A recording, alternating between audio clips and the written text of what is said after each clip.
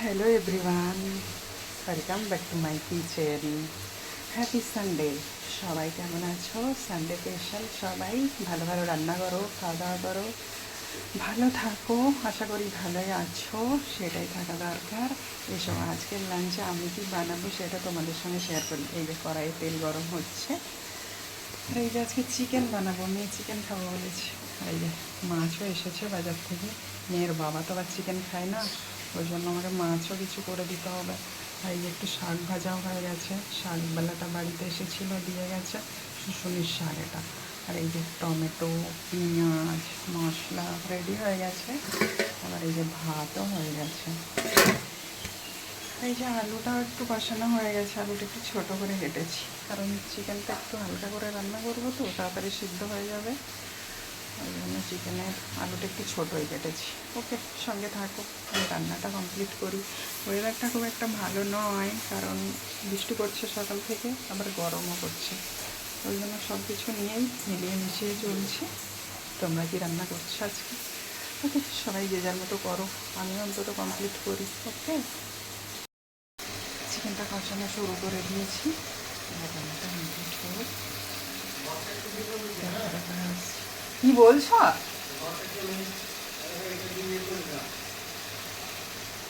হ্যাঁ, করো।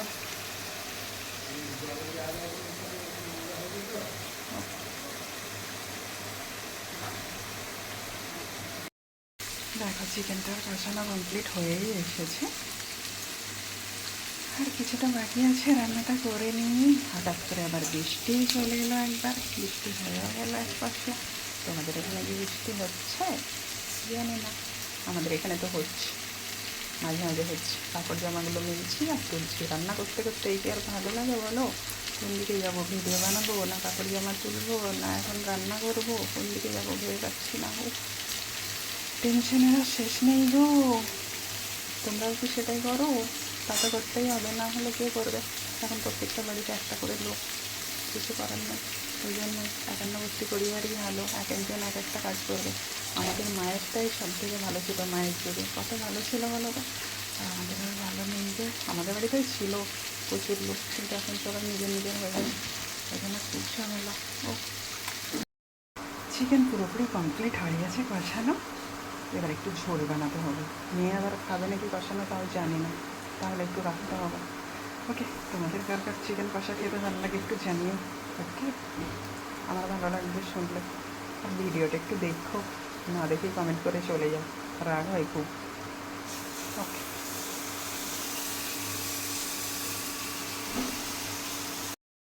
ঝোল কমপ্লিট হয়ে গেছে।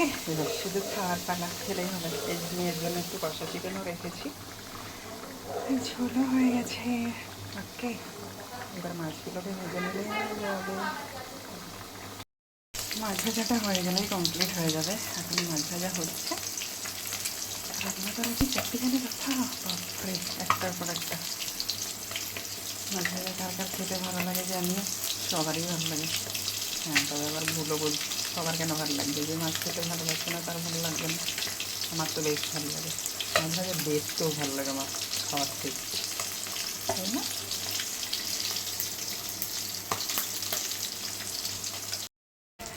এখন বাবা খাবে বললো বলে ভাতটা রেডি করে দিয়েছি।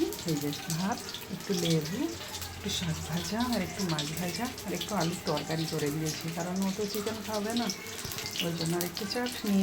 এটা দিয়ে ওর বাবা খেয়ে নেবে, তারপর নিয়ে আর আমি চিকেন দিয়ে খেয়ে নেবো। তাহলেই আমাদের লাঞ্চ কমপ্লিট হয়ে যাবে আজকে। তোমরা কে কী দিয়ে খাচ্ছ আমাকে কমেন্টে জানিও। ওকে, একদম লাঞ্চ পুরোপুরি কমপ্লিট। এসো, এটা তোমাদের জন্য। তোমরা যে রোজ দেখছো, তোমাদেরকে না দিয়ে কী করে খেতে পারি বলো তো? এই যে শাক ভাজা, চিকেন কষা, চিকেনের ঝোল, চাটনি, আর মাছ ভাজা, আর ভাত। এটা হলে মনে হয় তোমাদের হয়ে যাবে সানডে স্পেশাল।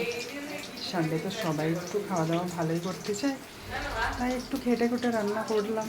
আচ্ছা, সবাই মিলে খেয়ে নিও ভাগ করে, আর আমার পাশে থেকো। আমিও তোমাদের পাশে আছি সর্বদা, সব সময় তোমাদের জন্য। তোমরাও আমার পাশে একটু থাকো, না হলে আমার কী করে ভালো লাগবে? আমি কী করে এগিয়ে যাব তোমাদের ছাড়া? তোমরা না থাকলে আমি এগোতে পারবোই না। ওই জন্য কেমন হয়েছে রান্নাটা একটু খেয়ে দিয়ে বলো। ওকে, টাটা, সবাই ভালো থেকো, একসঙ্গে থেকো। ওকে, টাটা।